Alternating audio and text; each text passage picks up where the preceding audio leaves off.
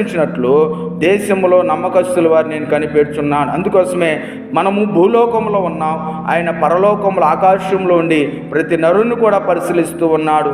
నిన్ను నన్ను మన జీవితాలను బాగు చేయడం కోసమే ఆయన మనందరినీ కూడా పరిశీలన చేస్తూ ఉన్నాడు.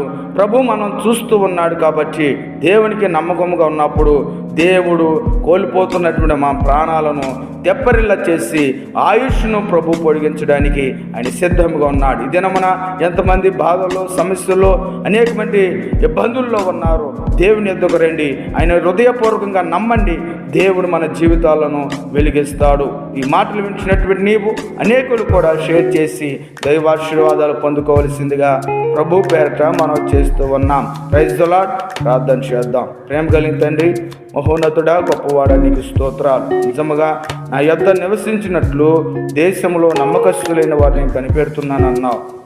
నిజంగా ప్రభా, ఎవరైతే నా ఎద్దకు వస్తారో నేను వారికి సహాయం చేస్తాను, వారు నాకు ఇష్టలు, వారు నాకు నమ్మకస్తులుగా ఉండాలి అని ప్రభా మీరు సెలవిచ్చారు. భూలోకంలో ప్రభా అనేకమైన బాధల్లో, సమస్యల్లో, ఇరుకుల్లో ప్రభా కుటుంబాలు జీవిస్తూ ఉన్నాయి. ప్రభా మీరు పిలుస్తూ ఉన్నారు, నేను వారిని చూస్తూ ఉన్నాను.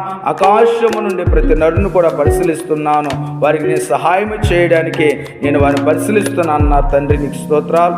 అదే కాలంలో ఈ మాట వింటున్న ప్రతి బిడ్డను కూడా దీవించి నీ యొద్దకు నడిపించి నీకు నమ్మకస్తులుగా, నీకు యథార్థముగా, నీకు విశ్వాసముగా ప్రభా నీ సన్నిధానం నడుచుకునే భాగ్యాన్ని దయచేయమని యేసు నామములో అడుగుచున్నాము తండ్రి. ఆమేన్. Praise the lord.